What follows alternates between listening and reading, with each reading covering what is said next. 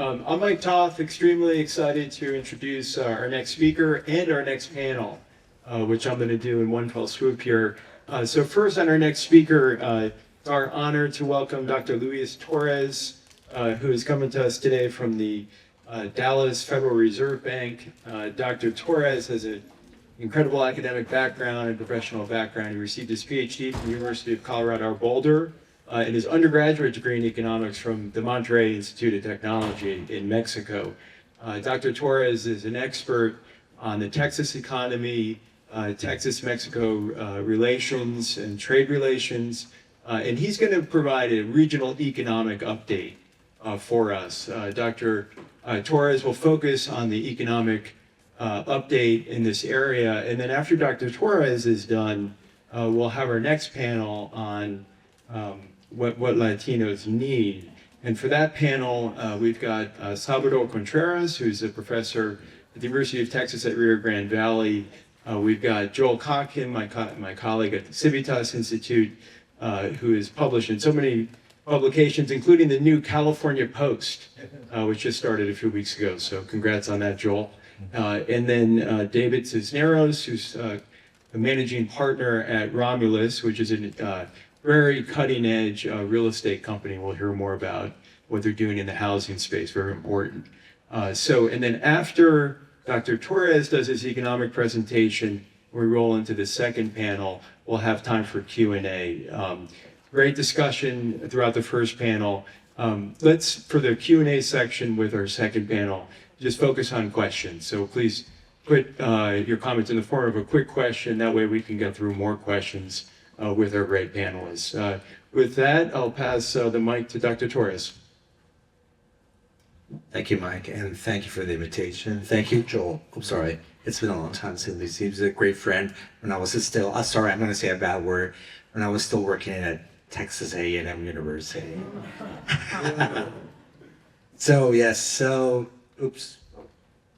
let's talk about what's happening in Texas. So again, we know 2025. If one word can summarize 2025, let's use two words. Uncertainty, right? And why? Tariffs, right? And that had a lot of effects on the world, U.S., Texas economy, Austin economy, right? That's why the title right there says the twist of insurance in 2025 and looking ahead for 2026. Before I start, I like my job.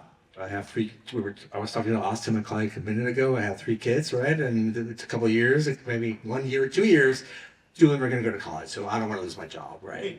So yes, so what I say right now, it's me, it's Luis Torres. Even if I mistakenly say we, it's still Luis, right? There's no Fed here. I do not represent the board or my president, Lori Logan, right? So just to give you a big overview of what happened, right? Something really interesting happened, unfortunately. Not definitely good, but Texas economy is still in 2025.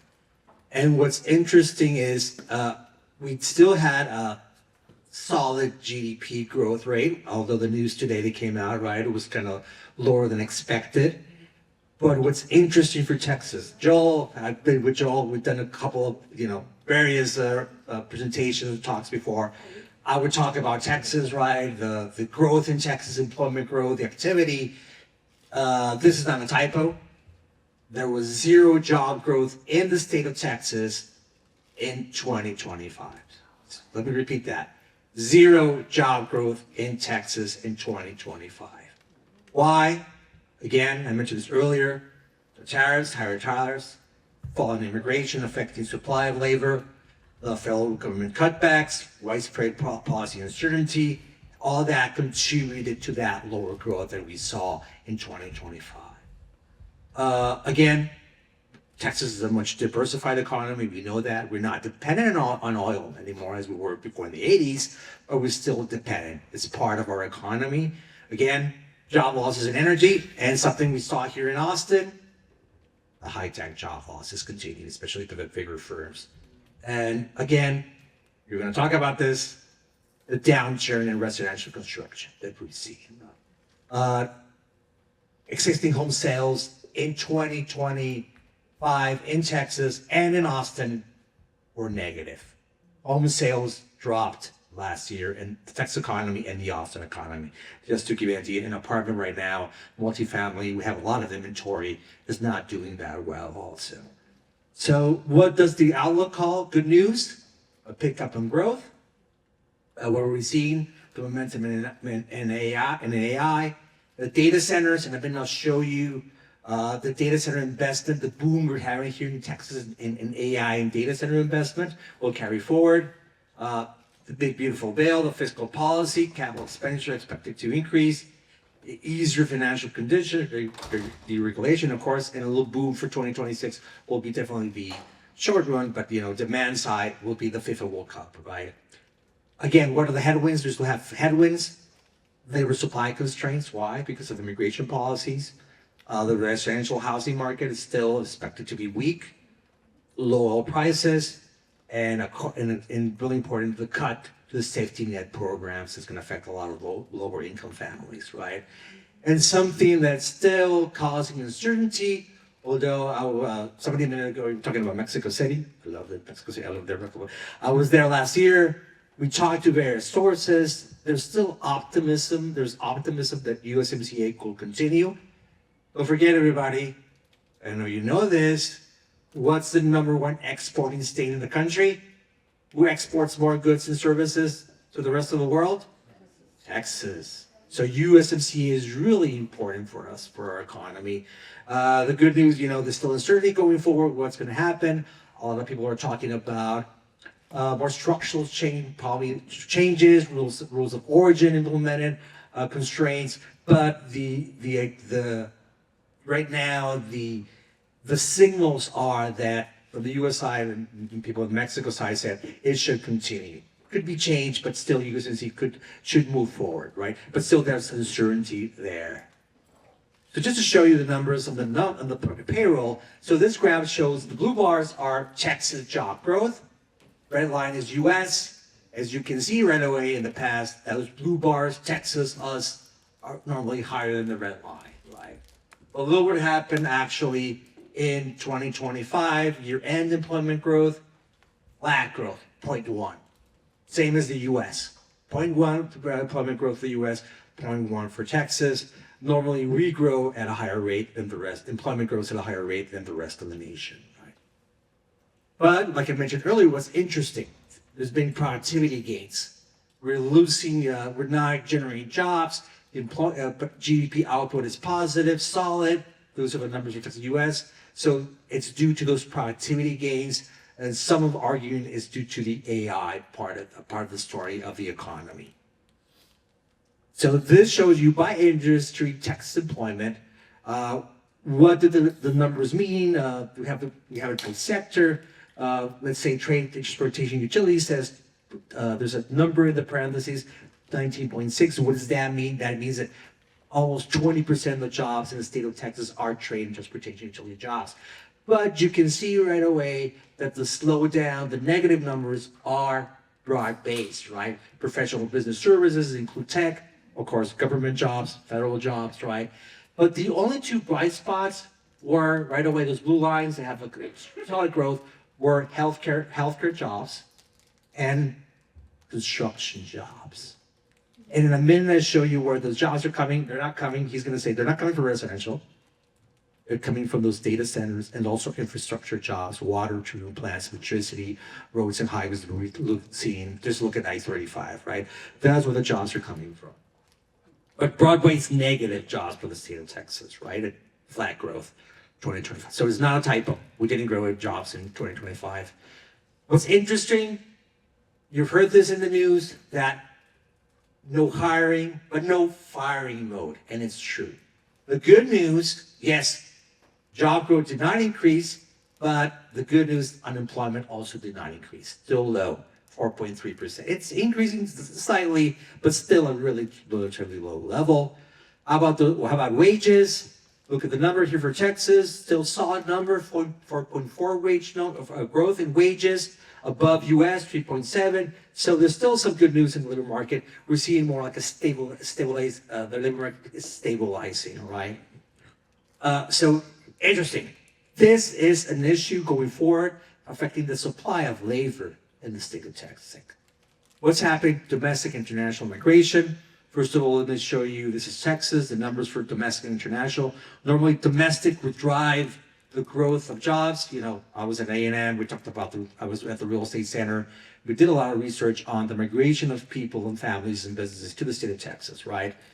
Of course, migration, domestic migration was a big momentum builder of migration to the state, right?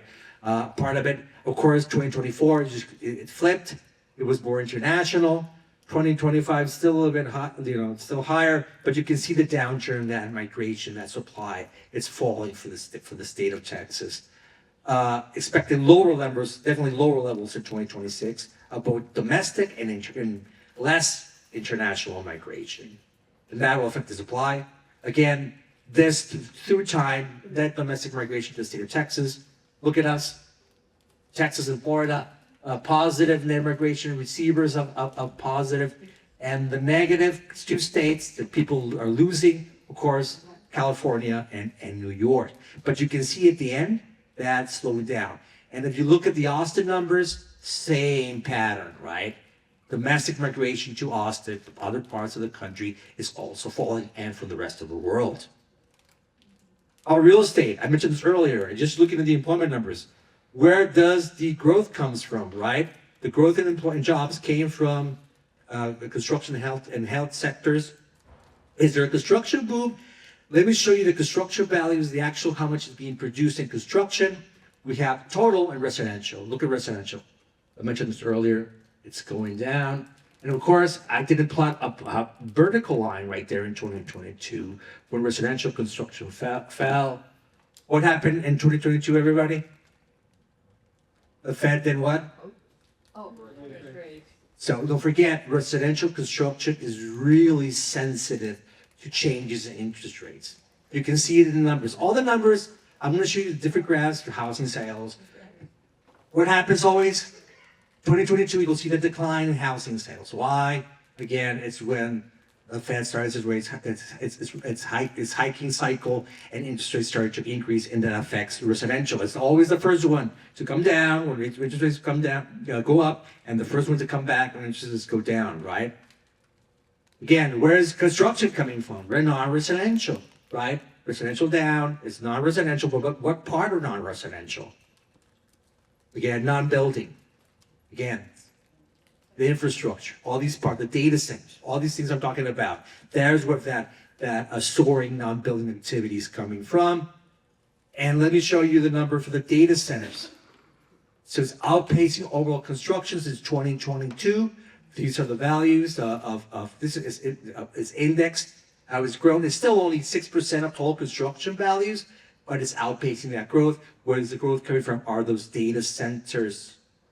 And just to compare, where are we in billions of dollars expenditures? We're behind Virginia, building data centers. Virginia's number 1, Texas number 2, in the building of data centers.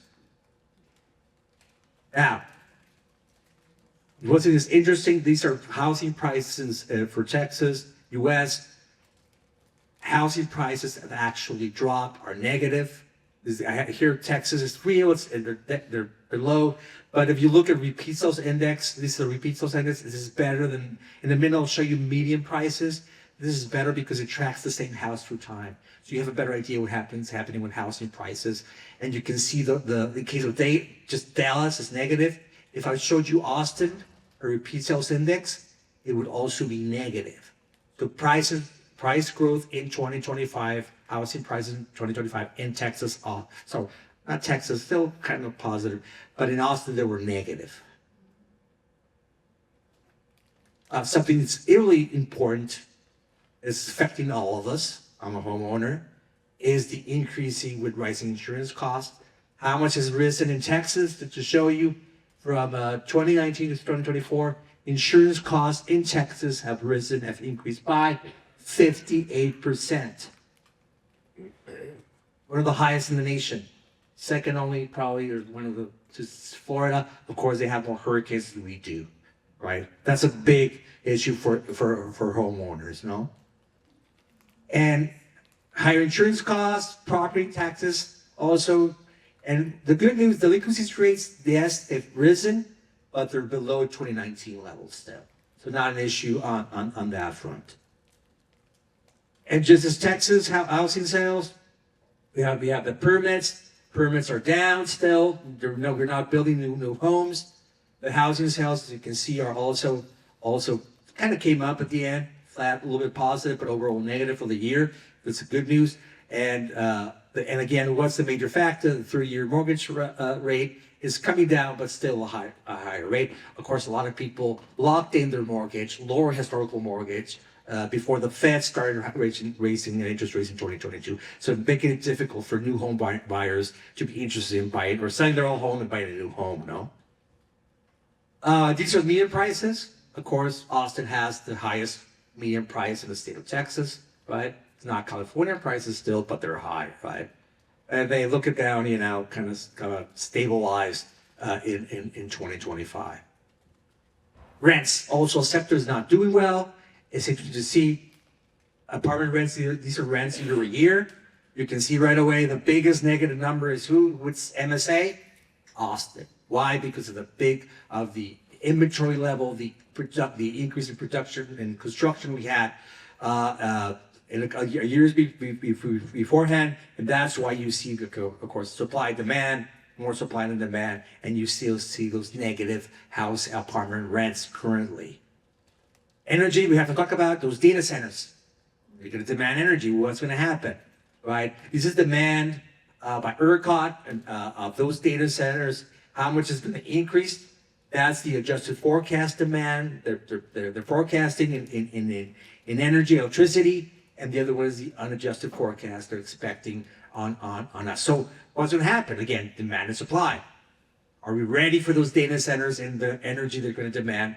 And electricity prices. The good news right now, electricity is beginning to rise in some top data centers like Virginia, but less so in Texas right now.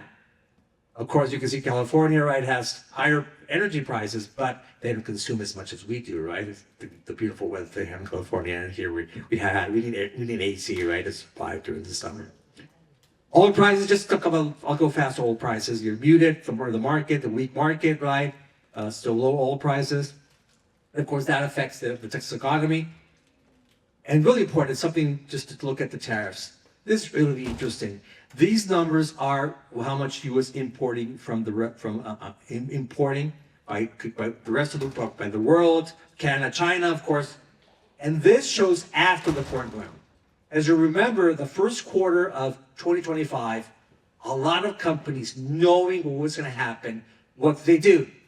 They inventories. They bought everything they could. They imported whatever they could. And of course, that caused first quarter GDP in our country to be negative. So this is after that.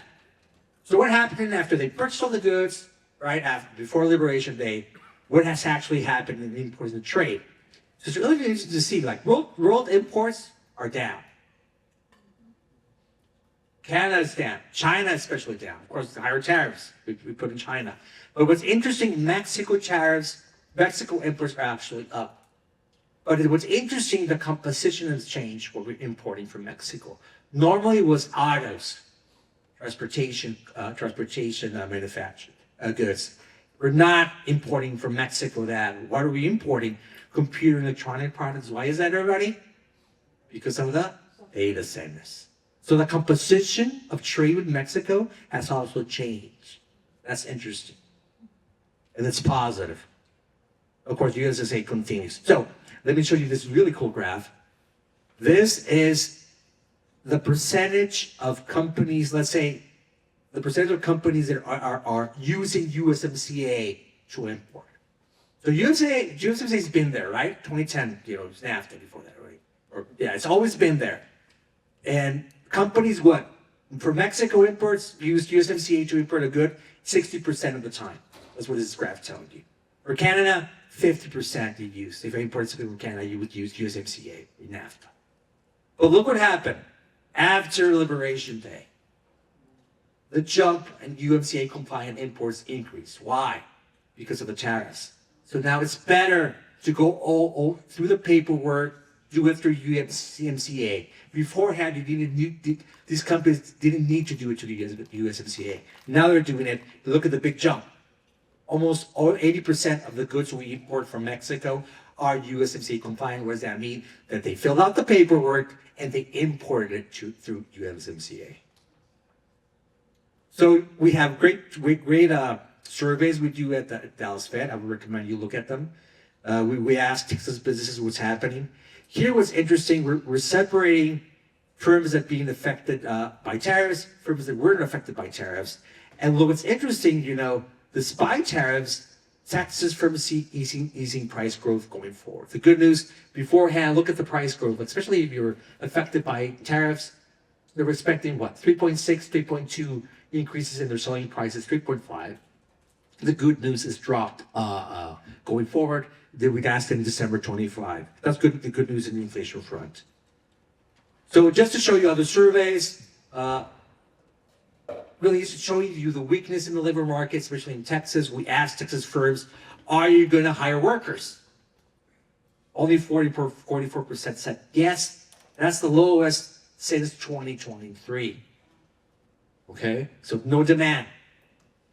So we also asked them, are there any impediments to hiring workers? Please select what are the impediments. And something that's really interesting that's consistent, that's been consistent through the years. You can ask small firms, large firms. They always talk about lack of technical competencies, hard skills. That's one of the major reasons they cannot find workers. The other one, we have other reasons, looking for more pay, lack of available applicants or no applicants, again, the supply of labor, right? We also asked them, how's the ability of applicants changed over the past 3 months? What's interesting, it's improved. Why? Because, the labor market is slowing down, right? How about retention of workers? It's also improved. Why is that? People know that the labor market is not as easy to quit your job and find another job. So the retention of those workers has improved, right? And also just ask them about the capital expenditures part, especially after the big beautiful bill, if they're going to spend more. And most of them said yes, they will start to increase their growth in capital expenditures in 2026. Just to summarize real fast, the good news, Texas business report improving outlooks for 2026. Again, after Liberation Day, look at the outlook. Future company outlook, future capital expenditures, future activity, it dropped down. But the good news right now, you can see how it changed, right? That outlook for 2026. Now, our forecast, we do a Texas employment forecast here at the Dallas Fed. We update it each month when new data comes out, employment data comes out from the Texas Workforce Commission. Right now, we have our employment at 1.1% for 2026. By the way, Texas normally, employment growth in Texas, historically an average grows 2%. So we're going to be below that 2%. In the case of Austin employment growth historically grows at a higher rate than Texas, grows 3%. Is that Central Texas? Austin, MSA. And something else, this is really important also, the percentage of Texans that are not uninsured should increase healthcare. So we've always been higher in the country.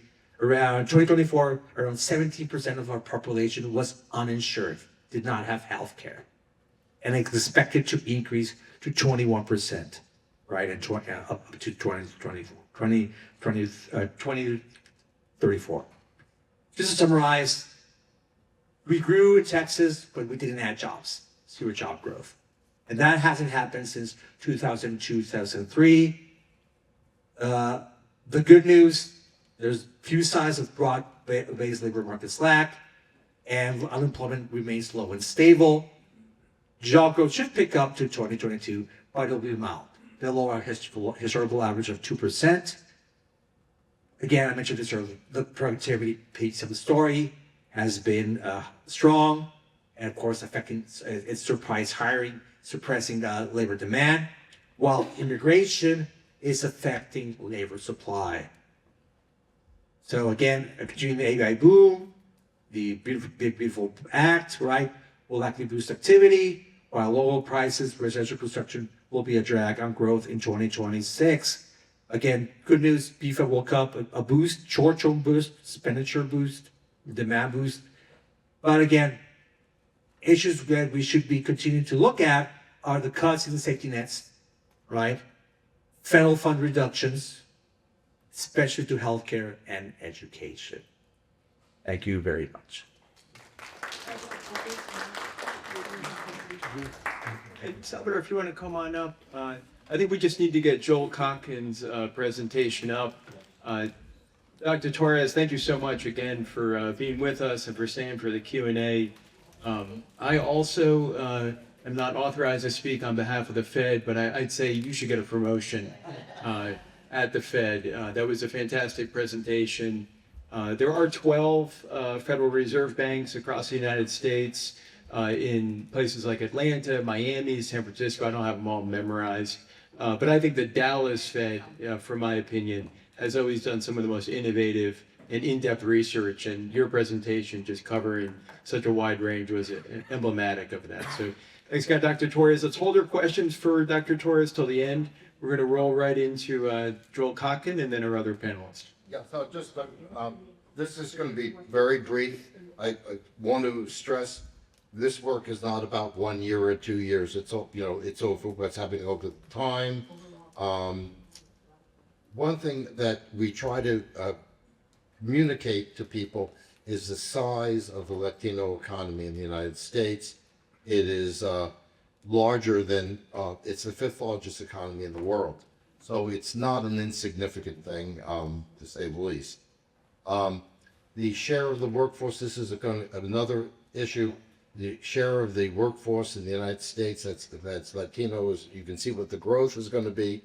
I mean, we're looking at 2060, about 38% of the workforce being Latino. That's pretty significant. One of the most interesting things that we've found this also in California, despite all the problems, the much faster growth of Hispanic-owned businesses, which is really a big factor. And I think one of the things that makes the whole issue of this, the political issues with Latinos different, in that small business people tend to be much more conservative than people who work in larger bureaucracies. Hispanic men are significantly at a higher rate of workforce participation than the population in general. Again, this is one of the reasons why we keep stressing that the importance of the Latino community is not just that they have money or that they spend, but we need them in the workforce, and particularly if you look at things like construction or any of the skilled trades, which I think are going to be the place to be in the near future. And we did this cost of living. What we found was when you factor in the cost of living, the average Latino in the state of Texas is making about $10,000 more than they are in California. But there were other states that they do much better. New Mexico, Oklahoma, Colorado, Pennsylvania. I mean, California, we really do a crappy job, I have to say. And the reason we do a crappy job is not because we're a crappy state, but because we have crappy policies. And that means that we basically suppress industrial growth, we suppress construction, and that happens to hit Latinos exactly where they're most concentrated. Same pattern with Latino-owned business. The other part of it is, if we look at home ownership, this is a key one. And it's about 45% in the state of California, but in the city of Los Angeles, which is the largest Latino city in the United States, it's around 37%. And if you look even deeper, what you find is older Latinos bought their homes when they were still affordable, so that the next generation is going to have a very hard time. And their own hope is that there'll be some regulatory relief, and it will take place overwhelmingly in the Central Valley and in Riverside, San Bernardino. So if you look at California, there's a coast. Not one unionized construction worker can buy a median-priced house in any coastal county in California. He did a study on that. So the key thing is going to be in the interior, and that's why the issue of whether or not we're allowed to build on greenfield sites is sort of critical, and particularly critical for Latinos. This is a controversial thing, but this is something that Jennifer and I talk about a great deal. Latinos are in the part of the economy where you generate carbon, particularly home construction, manufacturing, and of course, what we've done in the state of California, we're running about a 10-to-1 trade deficit with China, is we don't build anything, we don't produce anything. Well, we'll send them some almonds or something, but basically we have eviscerated the very areas that were leading to upward mobility. And just, I mean, I've been following this for about almost 50 years, and it's particularly bad now. And this is one of the most interesting political questions in California, is the actual economic interests of the Latinos is very different than how they're voting, which is, you can explain it. I have enough trouble understanding my own tribe. And then you have a higher percentage here in Texas in manufacturing, construction, and transportation. And if Luis is correct, and we're going to have an AI boom, and maybe construction will take place if the interest rates go down, because we have to ask Luis to do that. But if we get the interest rates to go down, there are going to be enormous opportunities for Latinos, particularly in places like Texas. But I want one thing to emphasize is a lot of this is taking place not in California, not in Texas. The real growth is in the Carolinas. Amazingly enough, Alabama and Arkansas. Alabama has a positive net immigration, I think, for the first time since 1860. And so what we're seeing is, as Texas and Florida, if you want to put it this way, have filled out, grown a lot, they've slowed down. But the migration pattern of Latinos in particular to other states, particularly in the Midwest, my wife and I were in Savannah, Georgia, and drove to Charleston. Every single new restaurant was a taqueria. In the Carolinas, that's not something you would think about. So anyway, so that's just to give you a little bit of the perspective that's in the report. And now I'll turn it over to Mike. Salvador, you have some? Yeah.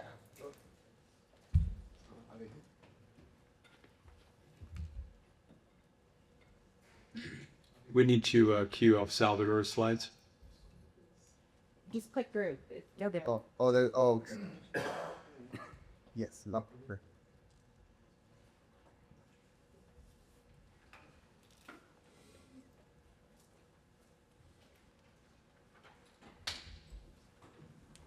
All right, so thank you everyone for being here. Thank you, Mike, Luis, David, Joel, for sharing the floor with me. I was asked to present a little bit about the Rio Grande Valley. I've not spent too much time, so I had to be like really careful about how much data to present. So I'm gonna, hopefully I give you a sense of the essence of the Rio Grande Valley. This right here is a picture of Elsa, Texas. I took it from the website. You can see there the local Whataburger and a McDonald's across the street. There's an HEB somewhere, but it's a very small HEB in the town of Elsa. Elsa is in the county of Hidalgo. That's roughly about 6,000 inhabitants. So just to give you some sense of what I'm talking about the Rio Grande Valley. Is the sort of the lowest part of the lower part of Texas, southernmost part of Texas, Cameron County, Hidalgo County, Starr County, and Williston County. So this is what generally is referred to as the Rio Grande Valley, or the RGV. So I had a hard time thinking about, so what can I say in a few minutes to tell you about the richness of the area. And it's almost impossible. So I'm going to try to give you two statistics to try to give you some sense of the region. I'm talking about population, the economy, and some headwinds tied to what Luis was talking about in the area of construction. The area itself, just sort of to tell you, it's 90% Hispanic. 90% of that is of Mexican descent. So it's a high percentage of Hispanics, similar like El Paso would be or Webb County where Laredo is at. It's a border region. So I wanted to tell you something about the population of the Rio Grande Valley. So Texas in general is a very young state. The median age is somewhere in the mid-30s. The Rio Grande Valley is slightly younger, roughly about 5 years younger. So here's the share of the population that is 15 to 25 years of age. The bottom line is Texas. The top line is the Rio Grande Valley. I get the 4 counties. And you can see here that 14% of the population in Texas is 15 to 25, but it's 16.5 in the Rio Grande Valley. It's just much younger. The second thing you can get from this picture is that these it's slightly declining in the state of Texas, but it's slightly upward slope in the Rio Grande Valley. So some schools, some public schools in the state of Texas have seen decline in enrollment, for example. Not so in the Rio Grande Valley. UTRGV, where I'm employed, has seen continued increase in enrollment. The local community college, South Texas Community College, has also seen an increase in enrollment year over year. And they expect our school is planning for thousands of more students the following academic year. Oh, I should also mention, this picture on the right is Mariachi Aztlán, is the UTRGV competition mariachi team. This is during commencement. So starting the last spring, they started playing at the end of the commencement, which I thought was a really nice sort of touch. They play the mañanitas for the mothers during the spring commencement. So let me tell you a little bit about the population. So if we add up the population of the 4 counties, we're talking about 1.4 million individuals. So it's actually quite large. It's not small. It's a large population. Comparison, Texas is 31 billion individuals. If we look at the population growth over the last 15 years on an annual basis, Texas has grown slightly faster than the Rio Grande Valley has grown.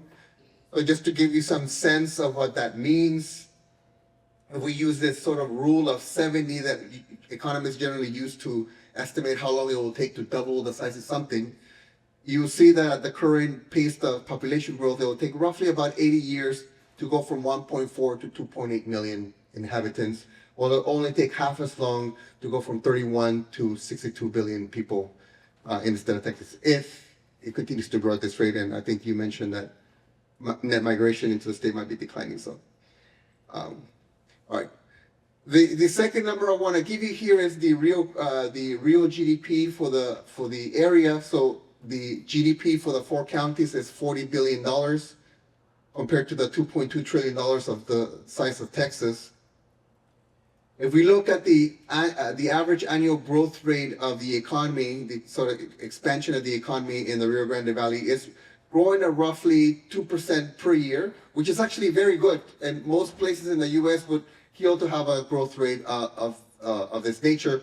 However, Texas by far is growing much faster during this period of time.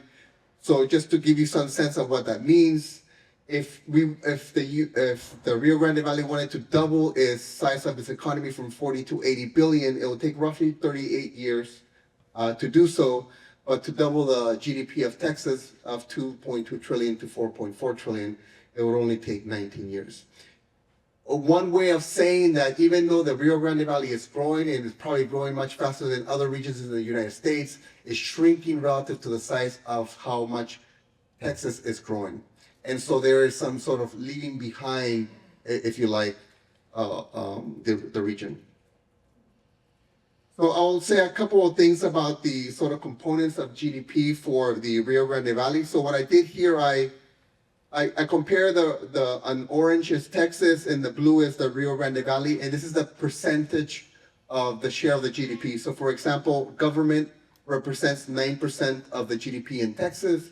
It represents close to 19% in the Rio Grande Valley. So government, education, and retail trade are big components of the economy, overwhelmingly much larger weight than they do in the state of Texas, which suggests that the region doesn't have the same level of economic development than the state of Texas has. These 3 areas represent something like 40% of the economy, is half that in the state of Texas. Areas like, for example, professional and business services, or manufacturing, which you would think have higher employed people with higher wages, are actually are underrepresented in the Rio Grande Valley. So the manufacturing, for example, represents something like less than 5% of GDP, while it represents 12% in the state of Texas. And I believe that manufacturing is actually also a declining sort of sector in Texas in general, right? So the last thing I will mention here is construction. So Luis mentioned construction. Construction to the RGV is probably less to do with data centers, more to do with the type of construction that we sort of the freeways expansions, but housing developments, etc. You'll notice here that the numbers are quite the same. So it's roughly about 5% of GDP, both in Texas and in the Rio Grande Valley. This number actually has gone up. So I made a presentation a few weeks ago where I had the 2023 numbers. And the number actually increased 140 basis points. Construction has been a very bright spot for the region. And I'll say more about that in a second. And then just sort of to tell you that there are differences within the Rio Grande Valley. So we have Cameron County, Hidalgo County, Stark County, and Williston County. Only here to mention just a couple of things. Hidalgo County is really the big county that makes up the Rio Grande Valley. The second thing to mention here is that most of the population growth is in Hidalgo County, not in the other 3 counties. And that the GDP growth is really only being carried by both Cameron County and Hidalgo County. Both Starr and Willacy are actually shrinking in a year-over-year basis. The third thing I want to tell you is that if you think about economic growth, there's sort of 2 ways you can get this. You can get this because there's just simply more population growth, more warm bodies need more stuff to consume, or you can get this because of improvements in labor productivity. If you were to take Cameron County's 2.3% growth and subtract out the population growth, you get something close to 2% growth. This is growth in labor productivity that we're seeing here. This is not what we're seeing in Hidalgo County. Hidalgo County is growing, but mainly because of population growth and less so because of improvements in labor productivity. This, to you and I, means improvements in wage growth. So sort of the average Hidalgian, for example, wage increases over the last 15 years has probably been less than 1% per year over the last 15 years. Well, it has been about 2% in Cameron County. And then there's a number of things to mention about Cameron County. We have SpaceX, LNG plants, ports, a number of big investments that have come to the region that potentially explain these level of performance.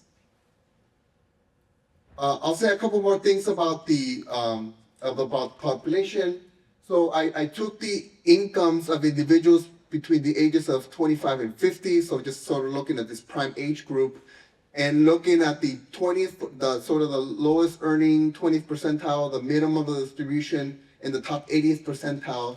And you will notice here that at every category, individuals in the RGV earn lower wages. In the 20th percentile, you see here roughly about $6,000 less than the state. In the middle of the distribution, something like $15,000 less than in the state. And at the top of the distribution, something like $25,000 less than the state. So in general, the Rio Grande Valley's population earns much lower wages than people in the state of Texas. So just sort of to put it together with what I said earlier, even though the state is growing at a fast pace, even though the Rio Grande Valley is growing at a very nice clip itself, the divergence in the economic growth profiles are also going to make these numbers a size to be continue to grow. All right, I'm going to skip this. There was a recent article that came out on the Wall Street Journal about how immigration rates were affecting the South Texas economy. In this particular article, they were mentioning Montecielo housing development in the city of Weslaco. Weslaco is a city in the sort of southeastern part of Hidalgo County.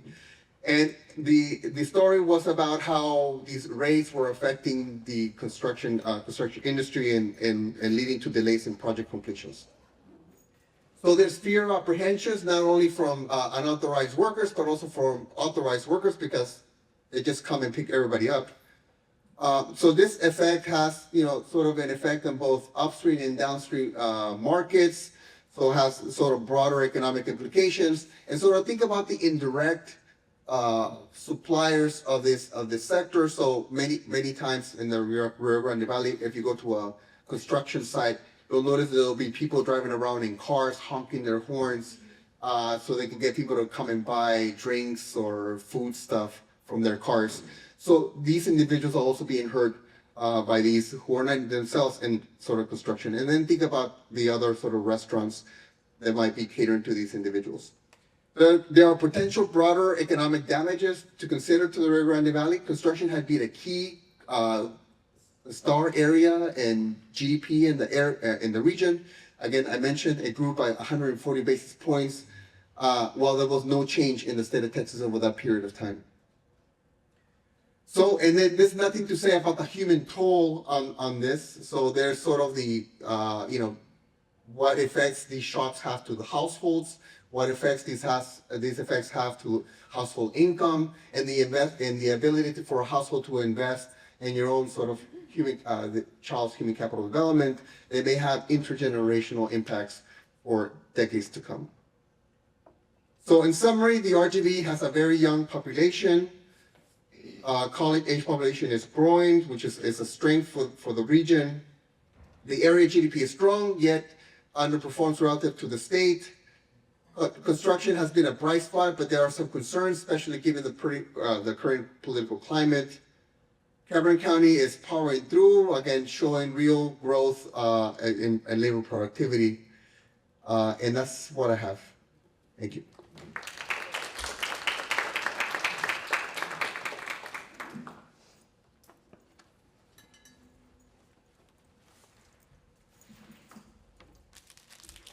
All right. I think I'm the one to bring us home here, both on this panel and for this event. I don't actually have a deck, but I do prefer to stand at the podium. My name is David Cisneros. I'm a developer based out of Houston, Texas.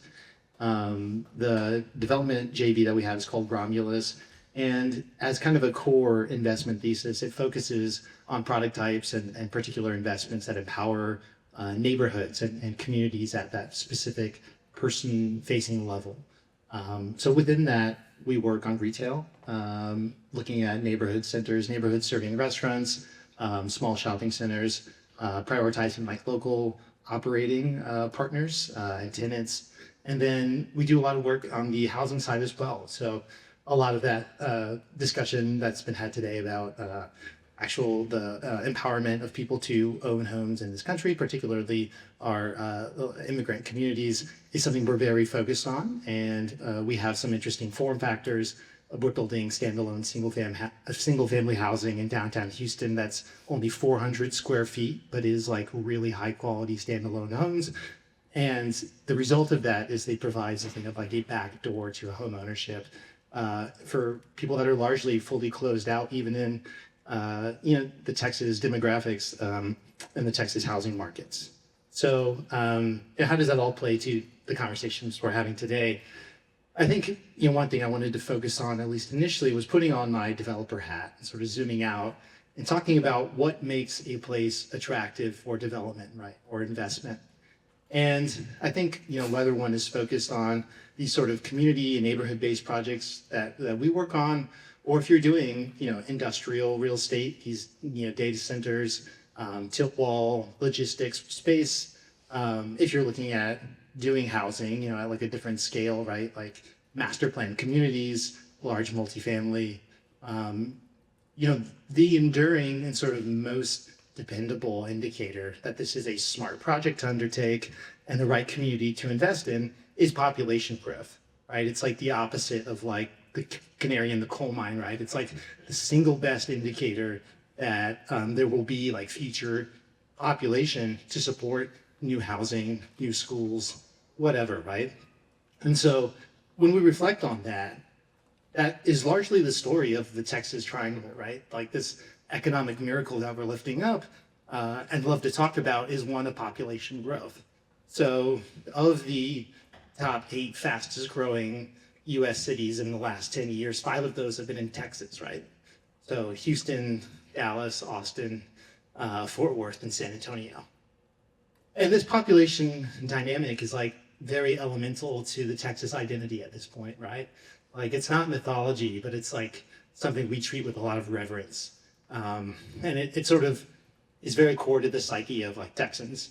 And so to unpack that and tie that to the immigration story, I wanted to talk a little bit about Houston as a case study for, tremendous population growth in this last 50-year cycle. And of those 5 cities that I lifted up as sort of these like outliers, these superlative growth cities, Houston is the largest, most diverse, and the youngest.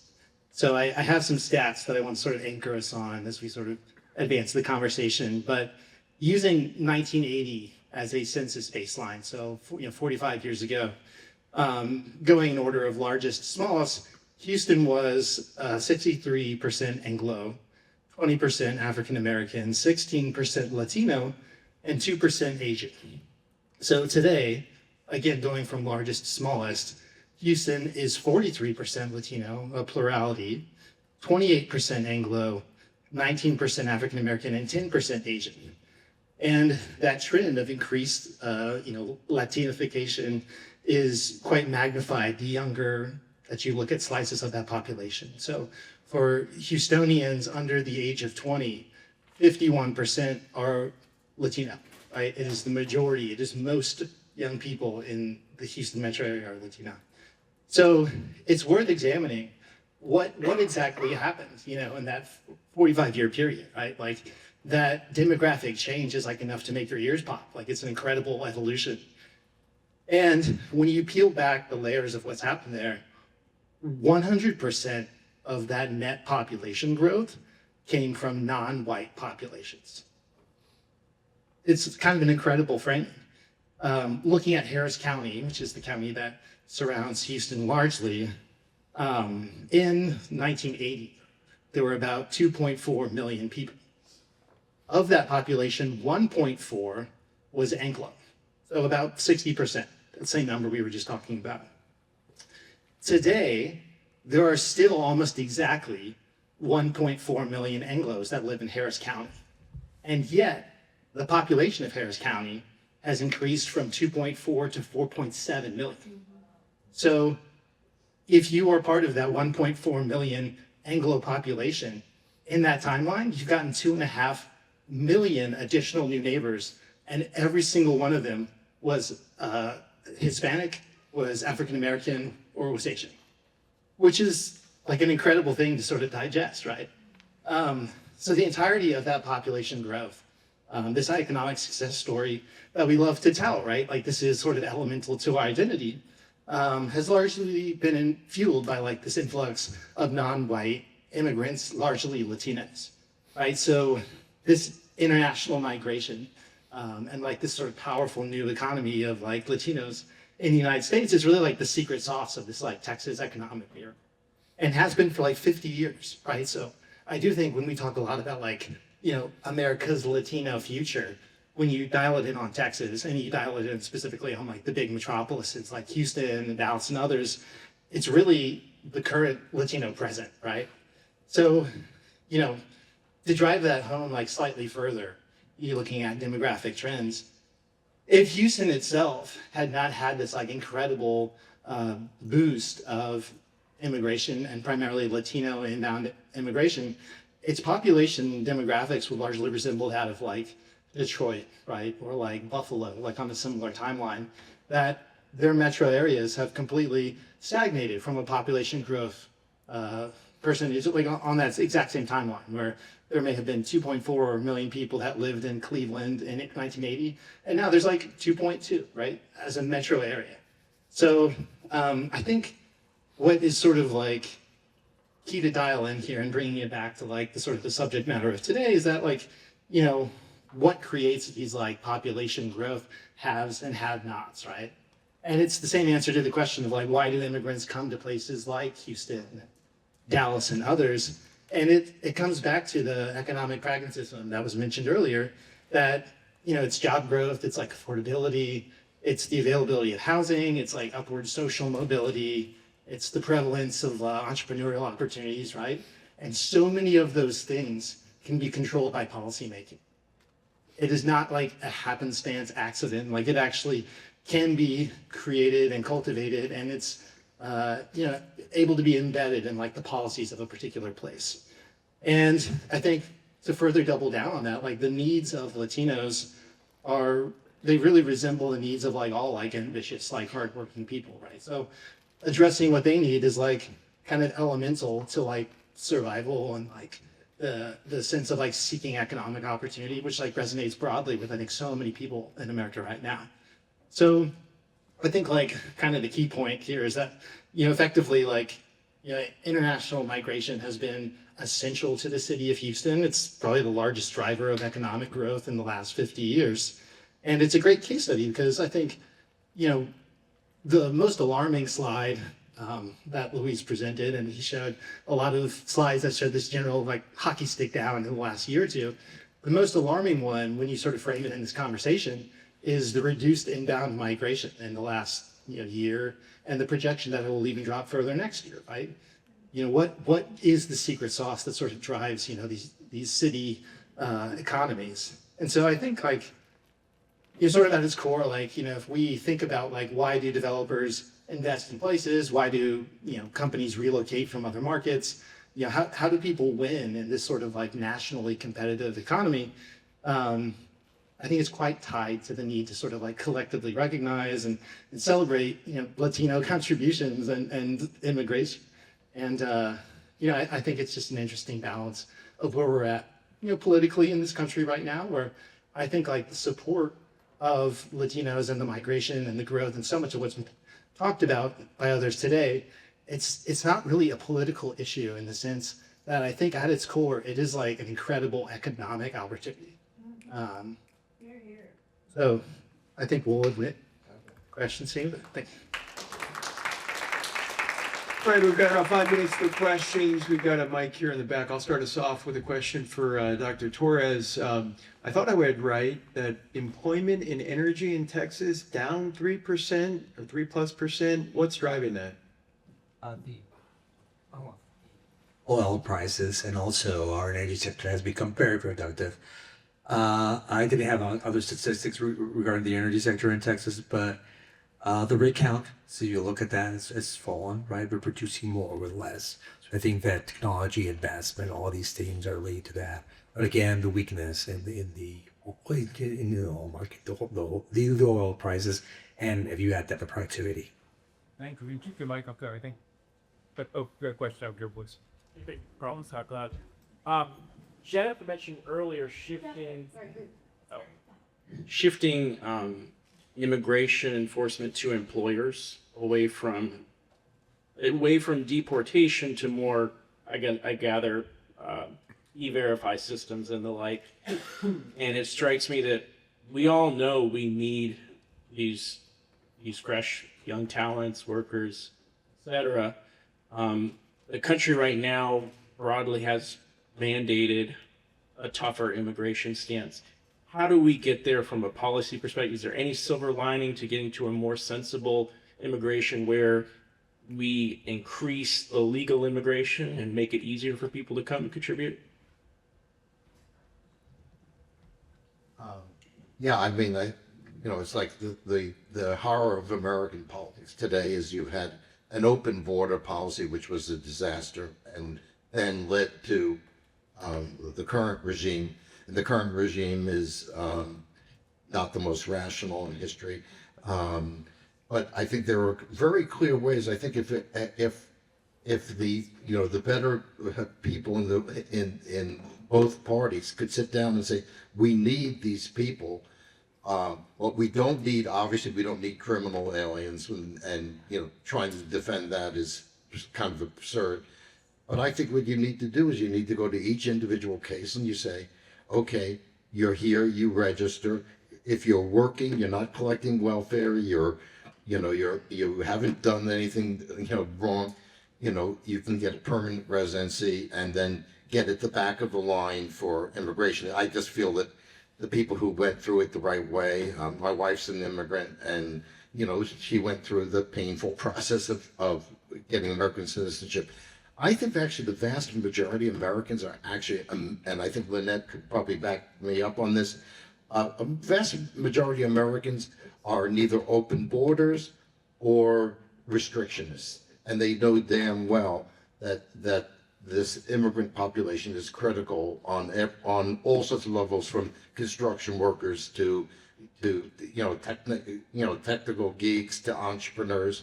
So I think that there's a reasonable policy. The problem is that we have idiots running both parties, and so it's very difficult to come up with a good solution. But I think there is a very logical way of dealing with it. The only problem is that we can't get the political parties to do it.